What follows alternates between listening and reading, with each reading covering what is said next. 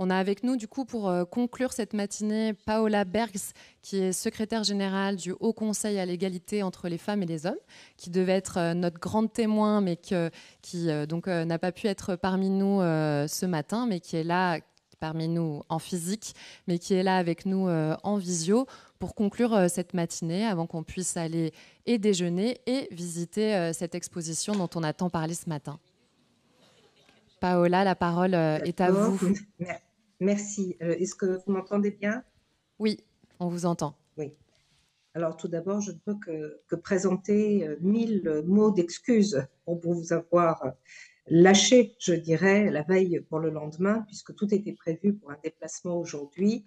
Et patatras, la fenêtre de tir s'est ouverte, pour notre plus grand plaisir d'ailleurs aussi, pour la remise du rapport sur l'index égalité professionnelle à la ministre du Travail, Catherine Vautrin. Et il fallait absolument, en effet, remettre ce rapport. Et vous le verrez, il y a de la communication là-dessus. Je vous invite à lire très attentivement ce rapport édifiant, comme beaucoup. Donc, aujourd'hui, ben, c'est un 8 mars de plus. J'entends souvent les personnes dire, mais pourquoi réserver des actions à une journée dans l'année, le 8 mars? La lutte pour les droits des femmes, c'est toute l'année, c'est chaque jour. Passé le 8 mars, plus personne ne s'occupe de rien. Pourtant, ces moments emblématiques qui rassemblent, qui permettent de communiquer fortement en France et partout dans le monde, sont tout à fait essentiels. On peut citer aussi au moins, il y a plus à citer, mais deux autres grands moments. Le 25 janvier, qui est depuis cette année la journée nationale de lutte contre le sexisme, obtenue cette journée nationale par le Conseil à l'égalité, je le dis assez immodestement, lors de la dernière rencontre avec le président de la République.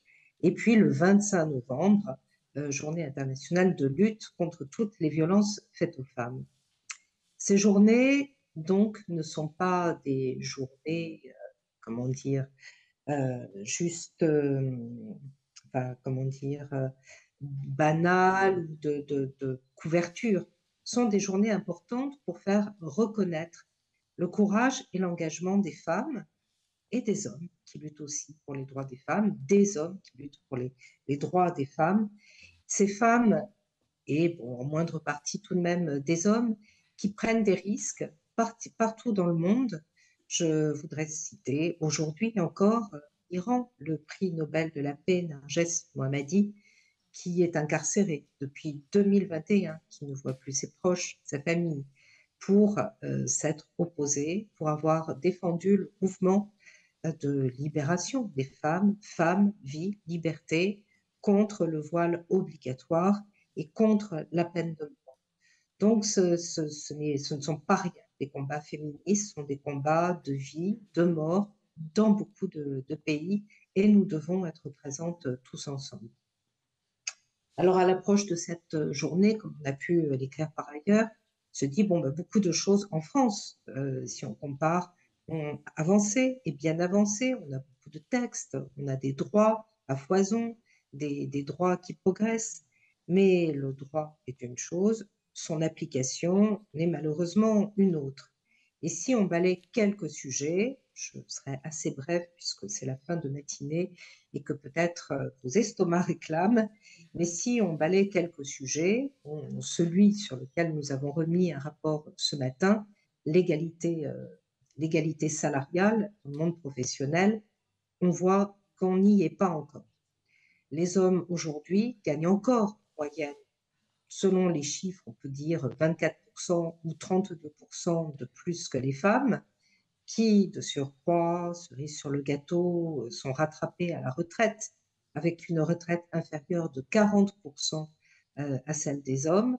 Et donc, ce rapport sur l'index Pénicaud, sur l'index égalité professionnelle, dit bien où sont les mécanismes et rappelle ces tristes réalités et donne quelques recettes pour lutter contre cela.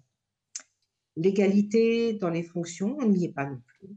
Euh, en dépit, là encore, de multiples textes, de quotas instaurés dans différents milieux, on voit, et ceci figure aussi dans une tribune que nous avons publiée dimanche dernier, que notre présidente Sylvie Pierre Brossolette a diffusée dimanche dernier dans la tribune du dimanche, que seules 3 femmes sont à la tête d'entreprises du CAC 40.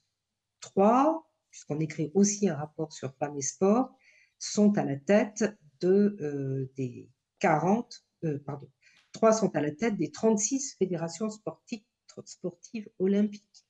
Et que dire des municipalités où moins de 20% des maires sont des mairesses, alors que les élus, eux, ES même, constituent plus de la moitié des conseils municipaux.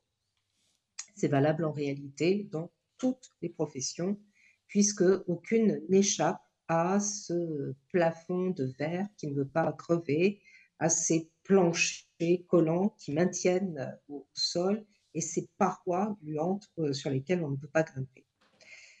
Si on regarde dans d'autres secteurs encore, l'égalité face à la justice, que dire de ces 94 000, à 94 tout court, 94 000 femmes victimes de viol, dont 1% des agresseurs simplement sont condamnés chaque année. Les agresseurs s'en tirent très bien. Le viol, c'est quand même l'un des seuls crimes où c'est la victime qui est d'abord suspectée et passée à la question. Et alors même que, plus largement et dans les autres domaines, la criminalité est largement masculine, les hommes représentant 97% de la population carcérale. Égalité des charges, alors là, je pense qu'il n'y a plus besoin de beaucoup dire sur ce sujet. On sait que les femmes assument au moins 50% de plus que leurs compagnons les tâches domestiques. Elles sont à la tête de 85% des familles monoparentales qui sont nombreuses et elles assument donc la charge physique, la charge mentale, la charge financière du foyer, la charge contraceptive. Donc les femmes portent beaucoup et il est essentiel de travailler sur tous ces sujets. Alors, tout ce qui sous-tend cela, puisque j'ai promis de ne pas être longue, c'est ce qu'on appelle le système patriarcal, et c'est le poids de stéréotypes, de réflexes qui sont séculaires et qui sont très bien installés dans les mœurs et qui sont parfois difficiles à déceler, tellement ils sont bien installés dans les mœurs, puisqu'il y a même un sexisme qu'on appelle sexisme bienveillant, c'est-à-dire lorsqu'on chercherait à faire le bien, à conseiller le bien ou à choisir à la place des femmes des choses qui iraient dans le sens de leur intérêt, alors même qu'elles n'auraient pas voix au chapitre.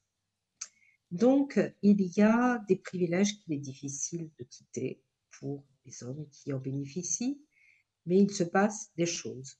Alors, vous avez sans doute évoqué tous ces sujets où les femmes ont lutté et luttent encore. Évidemment, on ne peut pas ne pas citer aujourd'hui, dans l'actualité la plus brûlante, Judith Godrèche parle bien de MeToo, d'un MeToo en France, dans le cinéma français, qui est emblématique aussi de ce qui se passe dans bien d'autres univers, que ce soit dans le monde du travail, que ce soit dans la sphère familiale, que ce soit dans l'ensemble des milieux. C'est des choses, ces violences, ces agressions, ces viols, on les retrouve dans l'ensemble des milieux.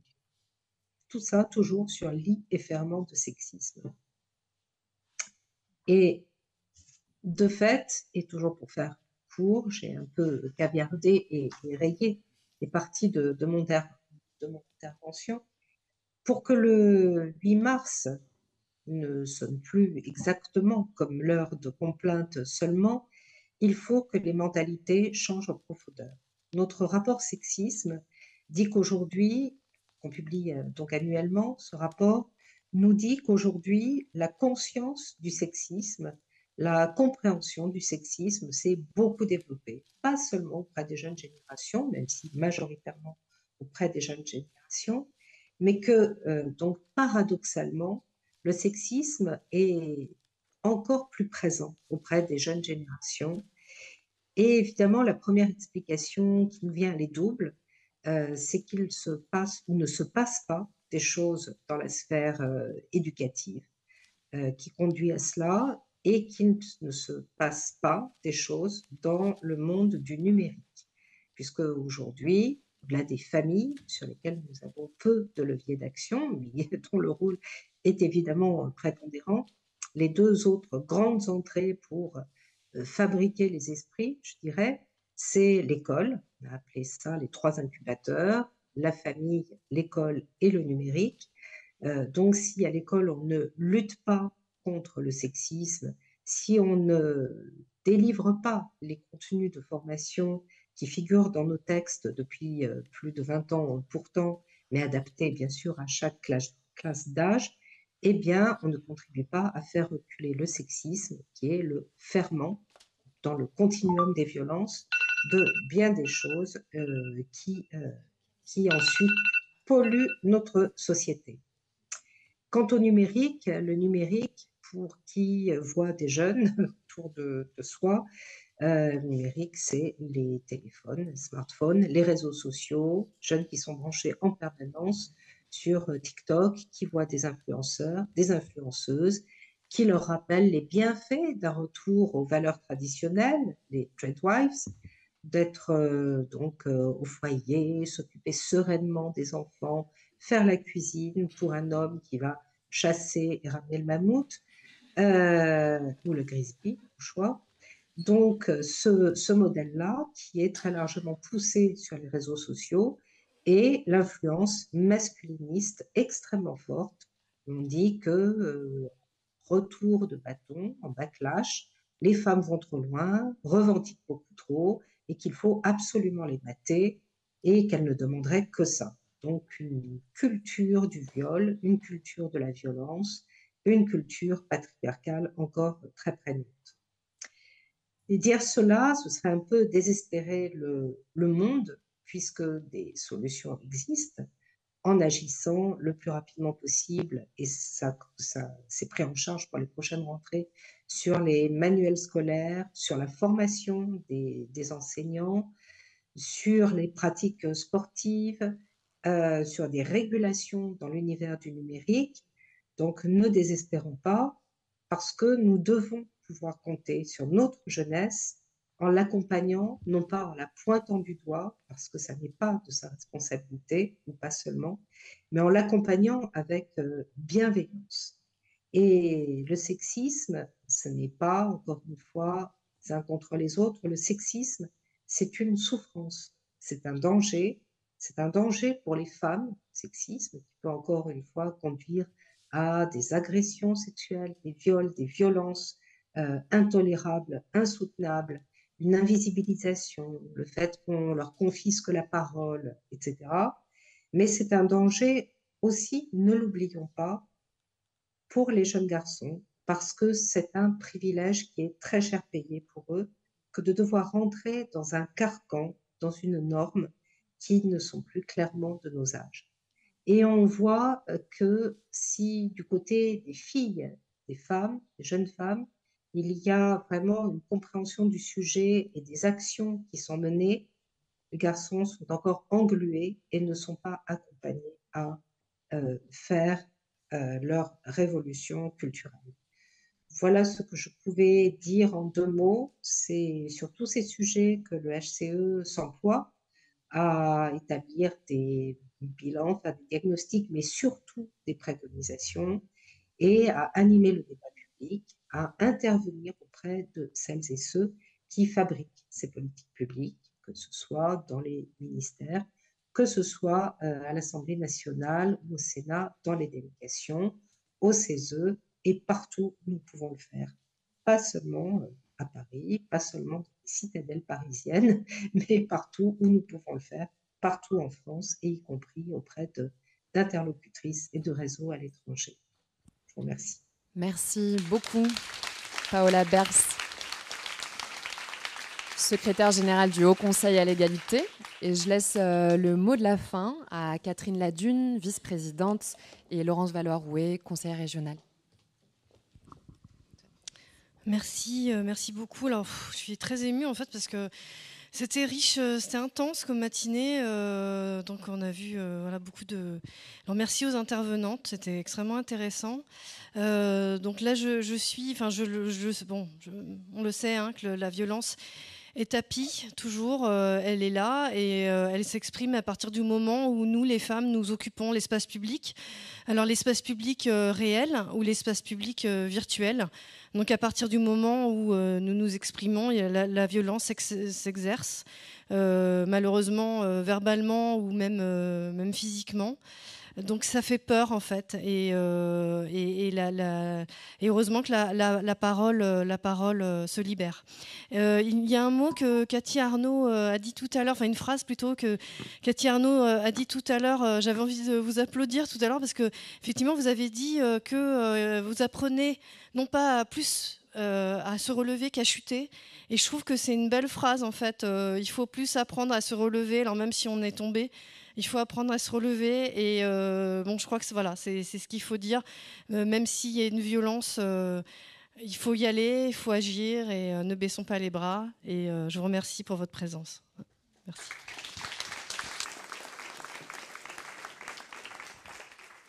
Alors, avant de conclure, je souhaitais vous faire part d'une anecdote qui m'est arrivée il n'y a pas très longtemps, ce matin même, donc à la veille du 8 mars.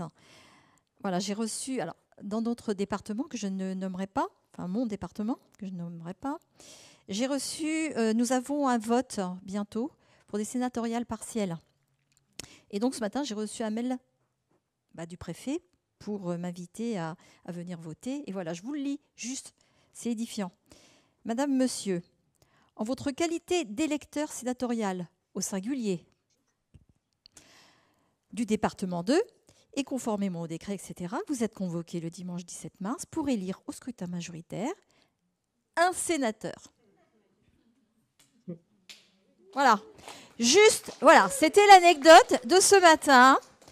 Ça tombe bien, on connaît un haut conseil à l'égalité. On aurait dû l'inviter, peut-être le préfet, à venir signer aussi la convention. Bref, non, tout ça pour dire qu'effectivement, on a énormément de travail encore, je pense, parce que si nous, pouvoir public, nous n'avons pas ce sentiment d'exemplarité que nous devons mettre en place, effectivement, dans nos communications, voilà. Donc, je voulais vous en faire part. Je m'adresse à l'État. Sandra, vous pouvez faire passer le message si vous voulez.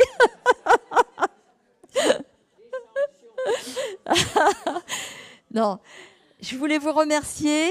Je remercie très sincèrement et grandement toutes les intervenantes qui sont venues témoigner aujourd'hui, tous celles et ceux qui ont assisté, donc que ce soit en présentiel mais également en visio à cette journée. Le cabinet COP-Égal, vraiment, et merci beaucoup Margot pour avoir mené cette réunion de main de maîtresse. De main de maîtresse. Et puis je voulais aussi remercier toutes celles et tous ceux qui n'ont pas témoigné aujourd'hui. Il y en a très certainement aussi parmi vous que l'on ne voit pas, mais qui agissent au quotidien pour les droits des femmes. Voilà. Merci à vous.